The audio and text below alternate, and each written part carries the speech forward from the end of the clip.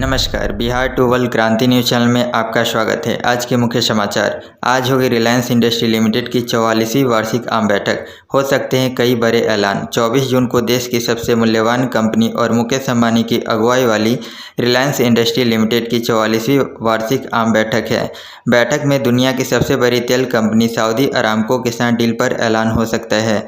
इस दौरान कंपनी पहले 5G स्मार्टफोन को भी लॉन्च कर सकती है। एजीएम से पहले BSE पर रिलायंस का शेयर मामूली गिरावट पर खुला। इसकी शुरुआत 2214.80 के स्तर पर हुई। ब्रोकरेज HSBC ग्लोबल रिसर्च की एक रिपोर्ट में कहा गया कि रिलायंस की वार्षिक आम बैठक ऐतिहासिक रूप से लोगों का ध्यान आकर्षित करती रही है। पूर्व में इस बैठक में जब बैठक आमने सामने होती थी तो इसमें 3000 तक शेयरधारक शामिल हुए हैं। वहीं महामारी के दौरान पिछले वर्ष आभासी तरीके से हुई बैठक में दुनिया के 42 देशों के 468 शहरों के 3 लाख लोग इसमें शामिल हुए थे। पिछले एक साल के दौरान रिलायंस इंडस्ट्री की डिजिटल और खुदरा कारोबार करने वाली अनुषंगी कंपनियों में कई नए निवेशक जुड़े हैं। रिलायंस इंडस्ट्रीज ने गूगल, फेसबुक, माइक्रोसॉफ्ट तथा क्वालकॉम जैसी कई वैश्विक कंपनियों के साथ नई भागीदारी की है। ये निवेशक उम्मीद कर रहे हैं कि एजीएम में अनुषंगी कंपनियों के कारोबार के लिए नई दिशाओं की घोषणा हो सकती है। इसके अलावा ऐसा भी चर्चा है कि रिलायंस गूगल के साथ नए स्मार्टफोन के लिए भागीदारी तथा इसकी कीमत की घोषणा कर सकती है। मालूम हो कि पिछले साल जियो ने कहा था कि वह सबसे सस्ते 5G स्मार्टफोन को लॉन्च करेगी और इसके लिए वह गूगल के साथ काम कर रही है। गूगल ने भी इस बात की पुष्टि की थी। गूगल के साथ पार्टनरशिप की वजह से यह भी कंफर्म हो गया है कि जियो का पहला 5G स्मार्टफोन एंड्रॉयड वर्जन का होगा। कई रिपोर्ट्स में दावा किया जा रहा है कि जियो के 5G स्मार्टफोन की कीमत 2500 रुपये होगी। बता दें कि फिलहाल भारतीय बाजार में सबसे सस्ते 5G स्मार्टफोन की कीमत 13,999 रुपये है। जम्मू कश्मीर सर्वदलीय बैठक से पहले महबूबा मुफ्ती के खिलाफ डोगरा फ्रंट का प्रदर्शन। सर्वदलीय बैठक से पहले महबूबा मुफ्ती के खिलाफ जम्मू कश्मीर में डोगरा फ्रंट प्रदर्शन कर रहा है। प्रदर्शन कर रहे लोगों ने PDP मुखिया के खिलाफ नारेबाजी की। बता दें कि सर्वदलीय बैठक को लेकर महबूबा मुफ्ती ने गुपकार गठबंधन के नेताओं के साथ बैठक के बाद जम्मू कश्मीर मामले पर पाकिस्तान से बात करने की वकालत की थी। इस बयान के बाद प्रदेश में उनके खिलाफ प्रदर्शन का दौर जारी है। PDP अध्यक्ष महबूबा मुफ्ती के जम्मू कश्मीर के नेताओं के साथ साथ पाकिस्तान से बातचीत के बयान का डोगरा फ्रंट प्रदर्शन कर रहे हैं। महबूबा के साथ उमर अब्दुल्ला और पाकिस्तान के खिलाफ नारेबाजी हो रही है। डोगरा फ्रंट के कार्यकर्ताओं ने कहा कि महबूबा मुफ्ती पाकिस्तान की भाषा बोलती हैं, उनके खिलाफ कार्रवाई होनी चाहिए। इससे पहले प्रदेश भाजपा के अध्यक्ष रविंद्र रैना कह चुके हैं कि पाकिस्तान के साथ जम्मू कश्मीर के मुद्दे पर बातचीत संभव नहीं है। पाकिस्तान के अंदर आतंकवादियों के प्रशिक्षण शिविर हैं, इसलिए महबूबा मुफ्ती की पाकिस्तान से बातचीत शुरू करने की मांग कभी पूरी नहीं हो सकती।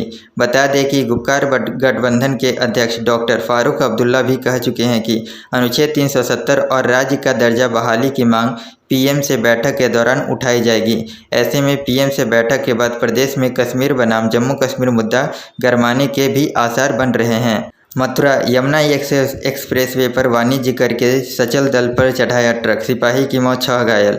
वाणिज्य कर विभाग की चेकिंग के दौरान एक ट्रक चालक ने टीम के ऊपर ट्रक चढ़ा दिया।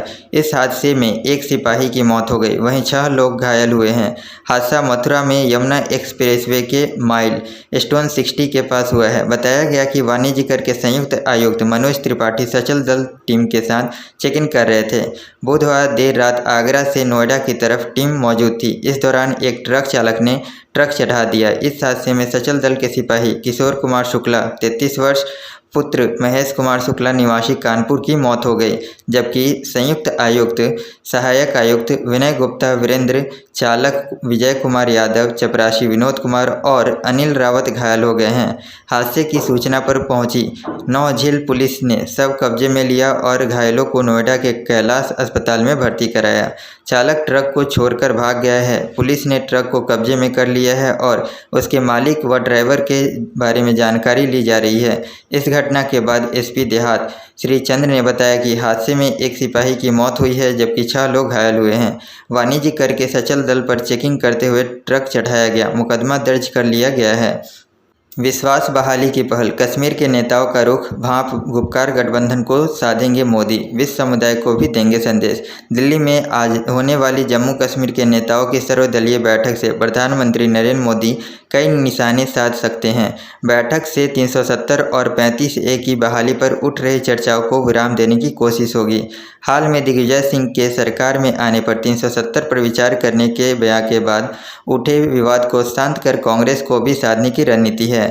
इसके साथ ही बैठक में कश्मीर की क्षेत्रीय पार्टियों नेका व PDP समेत अन्य दलों का रुख भांपने के साथ उन्हें साधने की भी कोशिश होगी। राजनीतिक विशेषज्ञों का मानना है कि अनुच्छेद 370 के प्रावधान हटने के बाद खुद को छला गया मान रहे आम कश्मीरियों में विश्वास बहाली की कोशिश होगी।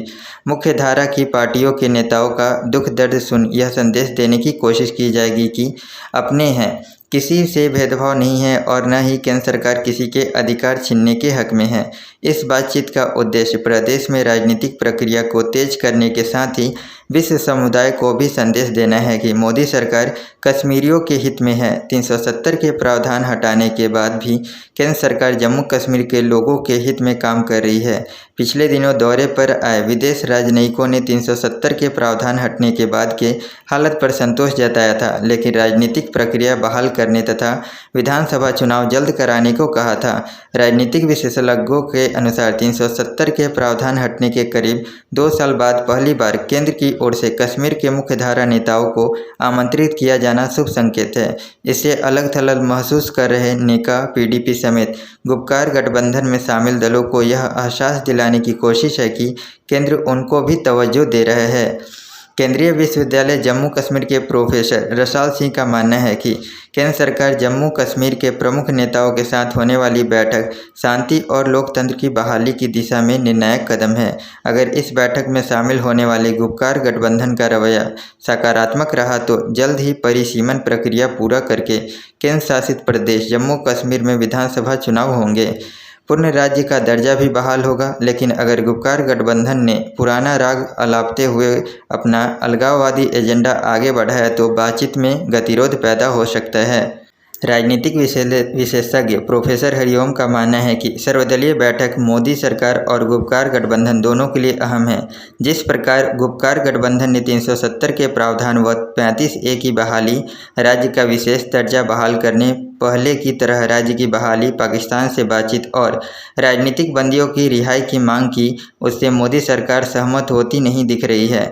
एजेंडा तो केंद्र सरकार को तय करना चाहिए था, लेकिन तय कर दिया गुपकार गठबंधन ने। यदि मोदी सरकार ने गठबंधन की एक भी मांग पूरी की तो वह भाजपा के लिए किरकिरी होगी, क्योंकि अगले साल उत्तर प्रदेश समेत कई राज्यों में चुनाव होने हैं। ऐसे में कोई जोखिम उठाने की संभावना कम दिखती है। यदि गुपकार की मांग पूरी नहीं हुई तो वे कश्मीर में आवाम को जवाब नहीं दे पाएंगे। हैदराबाद की लड़की ने बनाया रिकॉर्ड, 84 सेकंड में तोड़ी 84 टाइल्स। हैदराबाद की गाना संतोषिनी रेड्डी के नाम के पूरे देश भर में चर्चे हैं। यह लड़की अपनी प्रतिभा के कारण बहुत प्रसिद्ध हो रही है। गाना ने 44 सेकंड में 84 सिरेमिक टाइल्स तोड़कर रिकॉर्ड बनाया है। वे पिछले लंबे समय से इसके लिए तैयारी कर रही थी। तेलंगाना गठन के 84वें महीने को बताने के लिए लड़की ने ये कारनामा कर दिखाया है। ANI को दिए गए साक्षात्कार में गाना संतोषी रेड्डी ने बताया कि वे पहले भी अपने नाम कई रिकॉर्ड कर चुकी हैं। 39 मिनट में 3315 चक्कर लगाने का रिकॉर्ड भी उनके नाम पर है। वे बालासूर्य पुरस्कार से भी सम्मानित हो चुकी हैं। गाना कहती हैं कि महिलाओं के लिए बहुत ज़रूरी है कि वे कराटे करें। उनके पिता भी कराटे मास्टर हैं और वे हैदराबाद में कराटे अकादमी चलाते हैं। उन्होंने अपने पिता से ही कराटे सीखे हैं। गाना आगे चलकर IAS ऑफिसर बनना चाहती हैं ताकि वह लोगों और देश की सेवा कर सके। गाना की बहन भी कराटे करती हैं और वे भी अपने नाम कई सारे रिकॉर्ड कर चुकी हैं।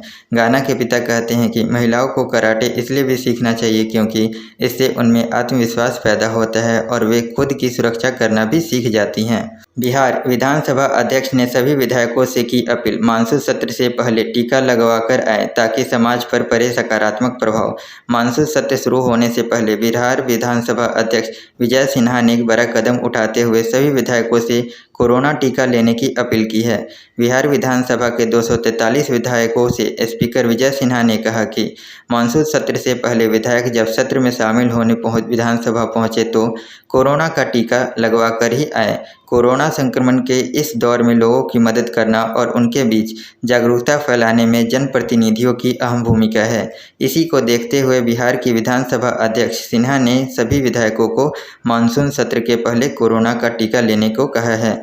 विधायकों से कोरोना का टीका लगवाने की अपील करते हुए अध्यक्ष विजय सिन्हा ने कहा कि विधायक अपने क्षेत्र में भी टीकाकरण अभियान को गति देने के लिए लोगों को जागरूक करें। इस दौरान उन्होंने कहा कि जिस विधानसभा क्षेत्र में 80% लोगों का टीकाकरण हो जाएगा, वहां के विधायकों को बिहार विधानसभा के द्वारा सम्मानित किया जाएगा और उन्हें प्रशस्ति पत्र भी भेंट किया जाएगा। विधानसभा अध्यक्ष का मानना है कि विधायक समाज के प्रहरी होते हैं। अगर वे कोरोना का टीका ले लेंगे तो लोगों में टीकाकरण को लेकर भय है वह दूर होगा और आम लोग टीकाकरण के प्रति जागरूक भी होंगे। विधानसभा अध्यक्ष विजय सिन्हा ने कहा कि जो कोरोना का टीका नहीं लगवा रहे हैं वे समाज के अंदर भ्रम की स्थिति पैदा कर रहे हैं। उन्होंने कहा कि कोरोना के टीका के संबंध में भ्रांति फैलाने वाले लोग समाज के सबसे बड़े दुश्मन हैं। कांग्रेस में कलह, राजस्थान पंजाब के बाद अब झारखंड में पार्टी नेता नाराज, 4 विधायकों ने दिल्ली में डाला डेरा। पिछले काफ़ी दिनों से कांग्रेस पार्टी में जो संकट शुरू हुआ वो अब थमने का नाम नहीं ले रहा है। राजस्थान और पंजाब के बाद अब झारखंड कांग्रेस में भी कलह की खबरें आ रही हैं। राज्य सरकार से नाराज चल रहे कांग्रेस के 4 विधायक आज दिल्ली में कांग्रेस के राष्ट्रीय महासचिव के.सी. वेणुगोपाल से मुलाकात करेंगे। फिलहाल राजस्थान में मुख्यमंत्री अशोक गहलोत और कांग्रेस नेता सचिन पायलट के बीच तकरार जारी है। वहीं पंजाब में मुख्यमंत्री कैप्टन अमरिंदर सिंह और नवजोत सिंह सिद्धू के बीच घमासान जारी है। छत्तीसगढ़ में भी मुख्यमंत्री भूपेश बघेल और टी.एस. सिंहदेव के बीच विवाद चर्चा में आया। इस बीच अब झारखंड कांग्रेस में संकट की खबरें चर्चा में हैं। कांग्रेस के 4 विधायक इरफान अंसारी, उमाशंकर अकेला, राजेश कश्यप और ममता देवी आज दिल्ली पहुंच रहे हैं। जानकारी के मुताबिक ये चारों विधायक राज्य सरकार से नाराज चल रहे हैं। कांग्रेस के चारों विधायक दिल्ली में कांग्रेस राष्ट्रीय महासचिव के.सी. वेणुगोपाल से मुलाकात करेंगे। कांग्रेस विधायक इरफान अंसारी ने ट्वीट कर दिल्ली जाने की जानकारी दी। अंसारी ने ट्वीट किया, संगठन को मजबूत करना हमारा लक्ष्य है।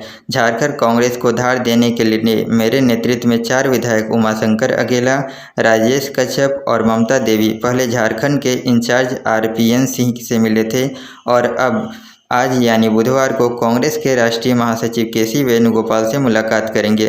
सूत्रों के मुताबिक दिल्ली में आज कांग्रेस महासचिव से मुलाकात करने पहुंचे विधायकों ने झारखंड कांग्रेस में कार्यकर्ताओं को सम्मान देने की बात उठाई है ताकि उन्हें निगम और आयोग में जगह मिल सके। कुछ दिन पहले इन विधायकों ने कहा था कि झारखंड के कांग्रेस कार्यकर्ता खुश नहीं हैं और उनको तरजीह नहीं मिली तो पार्टी का नुकसान हो सकता है। बता दें कि झारखंड में हेमंत सोरेन कैबिनेट में एक मंत्री पद को लेकर कवायद चल रही है। इस वजह से सीएम खुद कांग्रेस अध्यक्ष सोनिया गांधी और राहुल गांधी समेत कई नेताओं से मिल चुके हैं, जबकि झारखंड कांग्रेस प्रमुख भी दिल्ली के चक्कर लगाकर लौटे हैं। धन्यवाद। अगर आपको हमारे द्वारा दी गई जानकारी पसंद आया हो तो हमारे चैनल को लाइक एंड सब्सक्राइब करें।